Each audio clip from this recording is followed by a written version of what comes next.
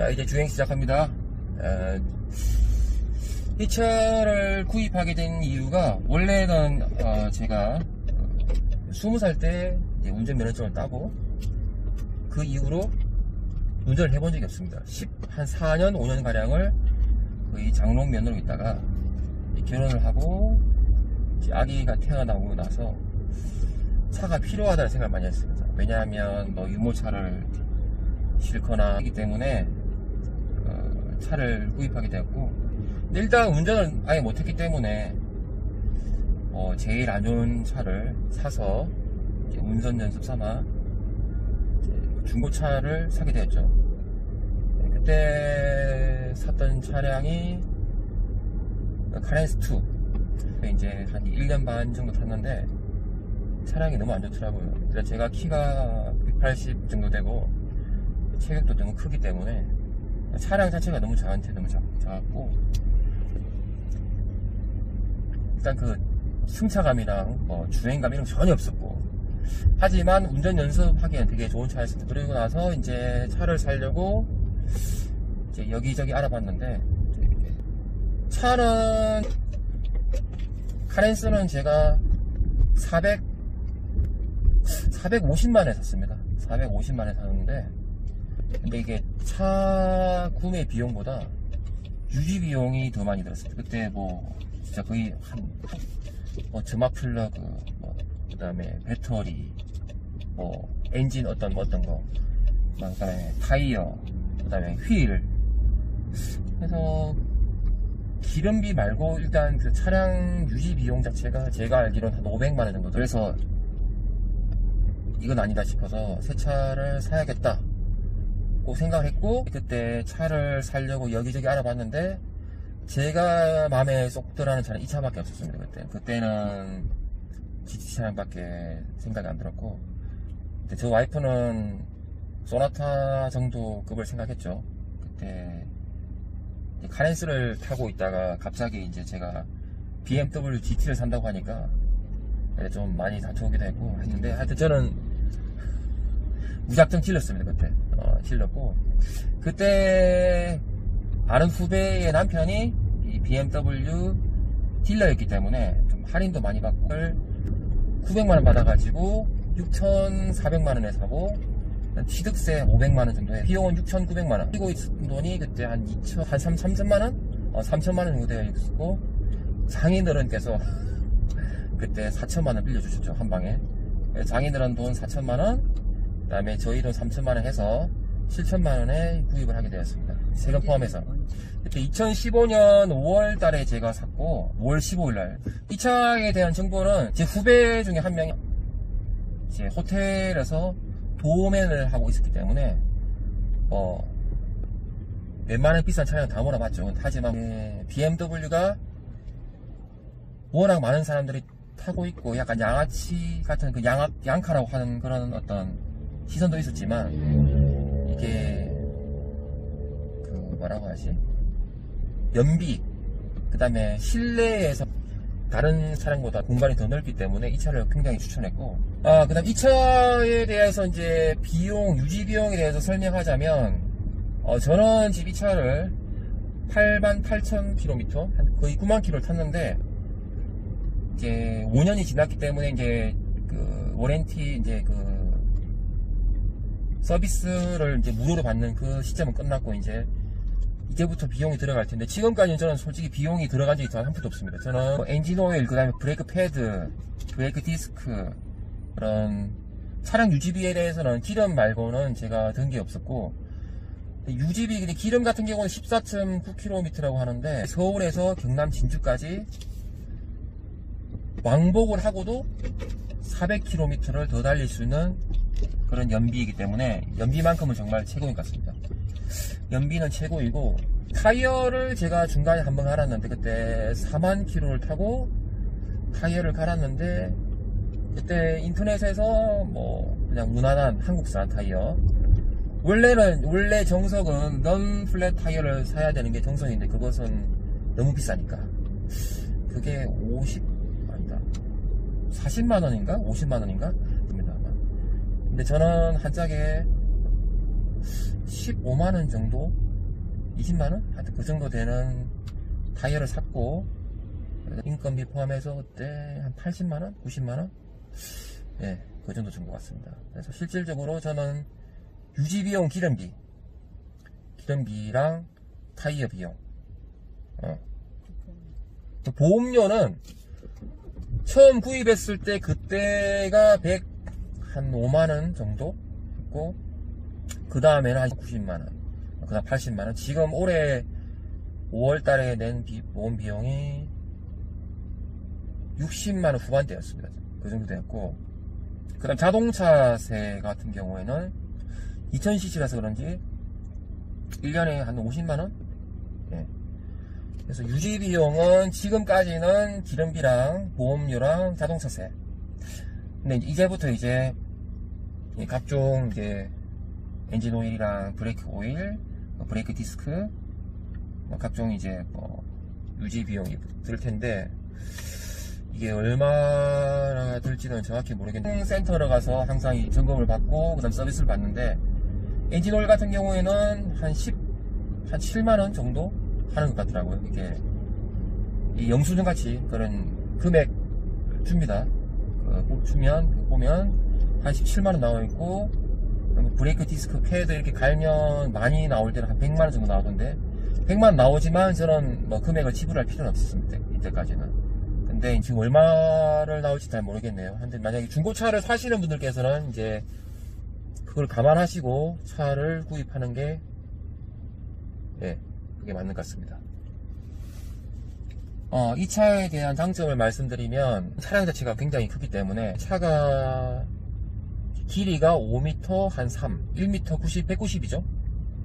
그리고 무게가 한 2.1톤이죠. 2.1톤이고, 제가 이 차를 사고 한 몇 달, 한 5, 6개월 지나고 흡족사고가 났는데, 제가 좌회전을 하다가 뒤에서 이 갤러퍼가 갑자기 이렇게 후방에서 쾅 하고 박았는데, 근데 그때 아들이 자고 있었는데, 저는 너무 놀래가지고 뒤를 딱 보니까 뭐 아들은 아무렇지 않은데 자고 있더라고요. 그리고 또 다른 장점은 승차감. 특히 이거 뒷좌석도 굉장히 넓기 때문에 뒤에 있는 사람도 불편하지 않고, 그 차량이 막 흔들리거나 뭐 그런 건 전혀 없습니다.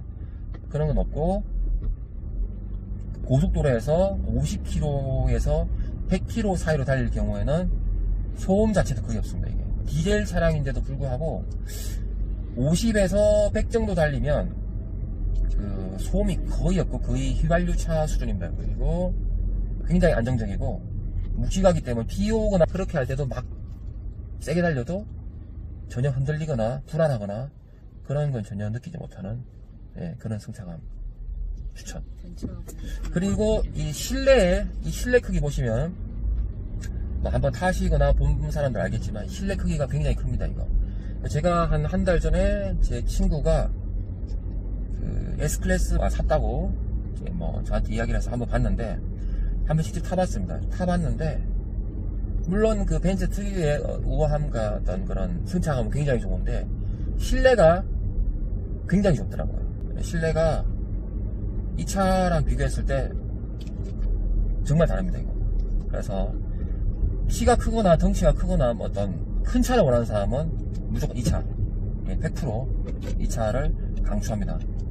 그래서 차량 크기, 그다음에 튼튼함, 연비는 BMW GT라고. 단점에 대해서 제가 말씀드리면은, 이 차는 말 그대로 GT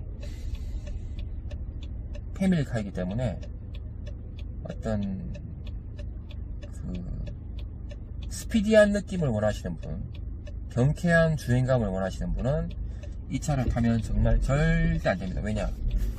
이 차는 제로 100도 아니고 제로 50, 시동을 걸고 시속 50km까지 달릴 때 차 진짜 안 나갑니다. 이 차 진짜 안 나가고, 밟아도 정말 안 나갑니다. 만약에 스포츠 모드로 했을 때는 이렇게 지금 봤는데 나가는데 좀 크게 이렇게 막 흔들리죠. 한 번 더 해보겠습니다. 지금 보면, 지금 제가 이게 보면 이게 평소에 에코 모드, 이게 컴포트 모드, 자, 이게 스포츠 모드죠. 자, 이걸로 해서 달려보겠습니다.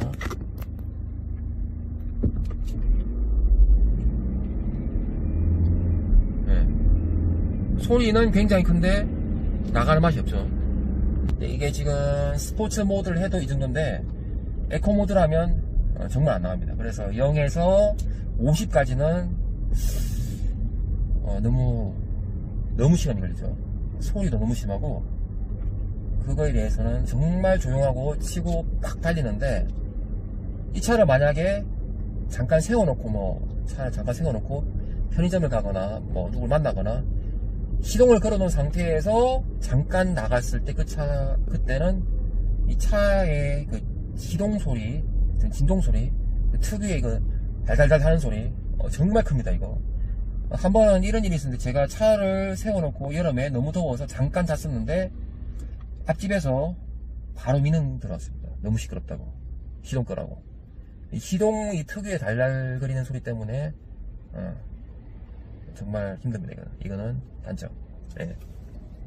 그리고 차량이 굉장히 큰데 불구하고, 이 보시다시피 제가 보면 사이드미러 이 굉장히 작습니다. 이거 그거는 작아서 조금 불편함이 없지 않아 있는데, 저는 5년 동안 타니까 이게 익숙해졌고, 근데 그래도 차 크기에 비해서 좀 작다는 거, 그래서 후방 카메라를 무조건 잘 이용해야 된다는 거, 그건 알고 계시고, 그리고 저만 느낀 점이 아니라, 저는 느낀 점이 없습니다. 왜냐하면 저는 5년 동안 큰 사고 없이, 장고장 하나도 없이 사용했는데, 제가 듣기로는 BMW GT의 제일 고질병, 이거 썬루프, 이걸 하더라고요. 그래서 여는데 여기까지는 별로 문제가 없다고 들었습니다. 근데 이거 위에 거, 이거 열 때 이게 한 번씩 말린다고 하더라고요. 말리면은 이게 수리 비용이 한 200만원?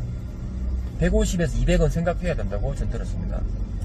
그거 때문에 걱정하시는 분들은, 특히 담배 피시는 분들, 이거 열 때 무조건 열어야 하시는 분들은 참고하시고, 저는 이게 열 일이 없었죠. 담배를 안 피기 때문에. 근데 이거 솔직히 이거 별 필요 없습니다. 이거 후가시 이거 열면 여름에 덥고 겨울에 춥고 별로 의미 없기 때문에 저한테는 별로 크게 와닿지 않는 부분. 하지만 그 에어 서스펜션이 나간다는 이야기를 제가 들었어요. 그게 나가면 비용이, 그게 에어 서스펜션 그 자재 비용만 40만원? 50만원이라고 하던데, 공인비 하면 돈 100만 나가겠죠. 그건 알고, 듣기로는 지금 이거 OGT는 이게 문제가 많이 생겼는데, 이제 페이스리프트하고 좀 더 업그레이드된 6GT는 이게 전혀 문제가 없다고 지금 그런 추세를 하더라고요. 그래서 만약에 돈이 많거나 여유가 된 분들은 6GT 신차를 사시거나 아니면 6GT 중고차를 사시길 바라고, 돈이 조금 없다, 그래도 좀 타겠다, 그런 분들은 OGT 괜찮습니다. 그 다음 자 끝으로 제가 5년 동안 이 차를 9만 킬로 정도 타면서 느낀 점에 대해서 말씀드리자면, 장점과 단점을 말씀드리면, 이 차는 저처럼 키가 180 이상 되거나 체중이 90kg 이상 되는 분들, 덩치 큰 분들 무조건 사야 됩니다. 그리고 아기 있는 분들, 아기 2명 이상, 3명까지 한두 명 있는 사람들, 패밀리카 무조건 이 차. 뒤에 보시면 카시트 3개까지 장착 가능합니다. 장착 가능하고 굉장히 크고 튼튼하고 정숙성이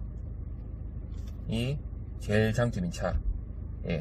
그리고 유럽을 가보신 분들은 알겠지만, 이 차는 5 시리즈 중에 제일 희귀한 차이고 레어템이죠.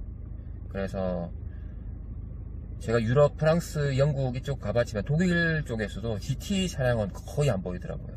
거의 못 봤고, 제 기억에는 없었습니다. 제 기억에는 없었고, 런던에서도 없었고, 프랑스, 파리 쪽에도 없었고, 그래서 이 차는 굉장히 희귀한 차이고, 와이프도 이 차를 처음에는 못마땅해하고 너무 남자스러운 차이기 때문에 각지고 약간 각지고 BMW 특유의 각진미가 있기 때문에 조금 부담스러워했고 싫어했는데, 와이프도 이제 차량을 자꾸 타다 보니까 안전하게 느껴지고, 그리고 차에 내렸을 때 이 차가 굉장히 크고 길기 때문에 차가 굉장히 고급스러운 느낌이 들기도 합니다. 물론 뭐 그렇게 뭐 롤스로이스 이런 그런 비싼 차는 아니지만, 뭐 BMW 7 같은 그런 차는 아니지만 차 자체가 좀 비싸게 느껴지는 그런 부분이 있기 때문에 뭐 내렸을 때도 하차감도 어느 정도 충족시키는 부분도 있고, 그리고 저희 아들도 굉장히 큰 차를 좋아하기 때문에 이 차가 크기 때문에 아빠 이 차 제일 좋아, 이 차 굉장히 튼튼해 보여, 그래서 차에 대해서 굉장히 우리 아들도 만족스러워하고 있고,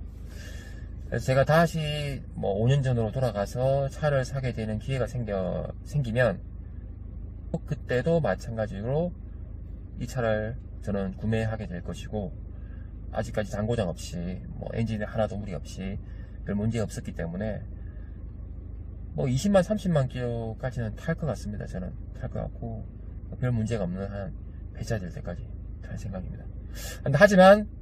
하지만 결혼하시지 않고 아기가 없고 빠르게 달리는 신속한 스피디한 차량을 원하시는 분들은 이 차는 한 번쯤 고려해 보시고, 하지만 저 같은 입장에서 그런 분들은 무조건 이 차를 사라고 제가 추천하고 싶습니다. 질문이 있으신 분들은 저한테 댓글 남겨주시면 제가 성실히 답변하도록 하겠습니다. 예, 감사합니다. 또 뵙겠습니다.